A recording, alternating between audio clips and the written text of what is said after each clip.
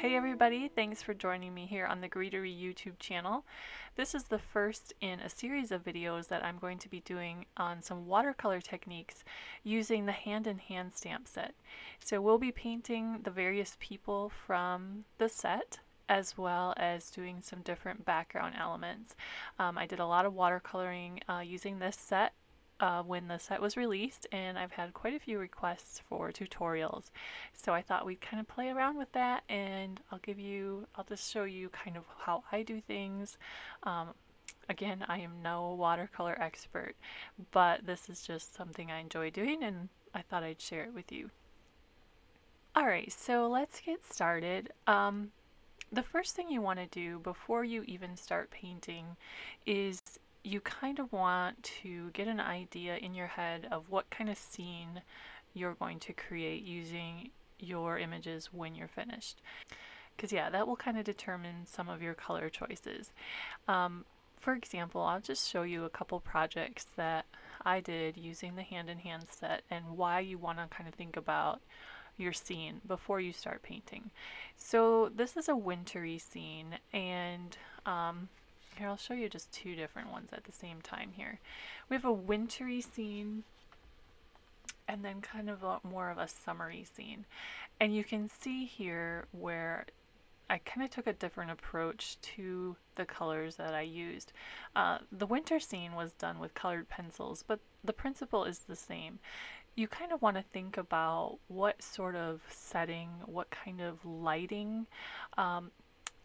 Different lighting has different color to it. So let's say if you're going for a really sunny, warm look, the lighting is going to be more golden or yellow. So for example, you can see on the woman's shoulder and also on the little girl here, the light is really warm. I used some yellow paint and just kind of made it look like the sun is just shining down on them.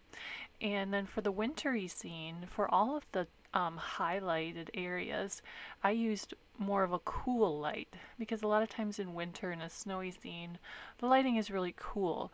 And so a lot of my highlights here are actually a really pale blue.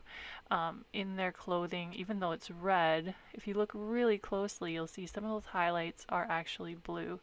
And kind of the same in the umbrella here too. The highlights are a blue, kind of a really cool, cool look. So just think about your scene and what kind of effect you're trying to portray. And that's going to kind of make a difference for the color choices that you're using. And then the same thing with this Father's Day card. You can see, again, we have a really warm light shining. His jacket is blue, but you can see that giving it that touch of yellow really just makes it look warm, like the sun is kind of just shining on them. So take that into consideration and before you get started. So just do a little planning ahead of time.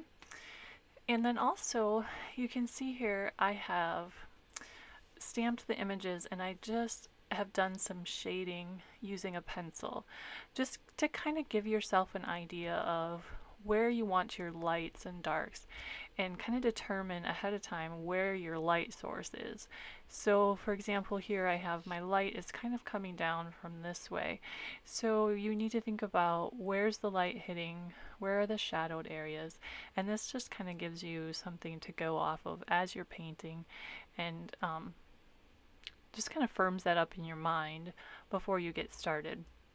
And it doesn't have to be exact. You don't have to, you know, be like a realist painter to make this work out. You just kind of get a general idea of where some shadows might be and where the light is falling. Like for example, you'll see under her dress here, that's kind of going to cast a shadow onto her legs. The same with the little girl.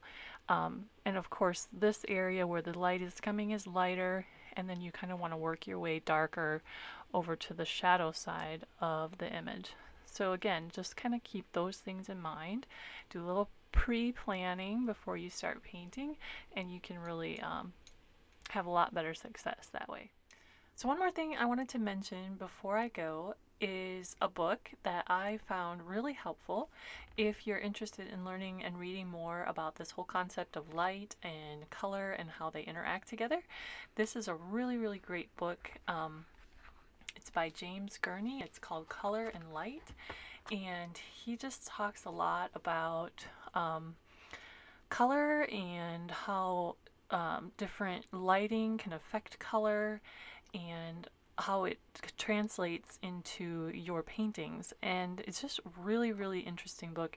Obviously, some of the subject matter is probably different than what you really might be interested in painting. You know, if you're just looking to paint stamped images, obviously he's the Dinotopia painter, and so some of his subject matter obviously is different than what you might be interested in, but the concepts are really, really interesting, and it's just a really good book to see here. Like, he talks about the different colors of light and how they affect the colors in your painting, and so it's really, really good book, and to just read through and learn more about that if that's something that you're interested in.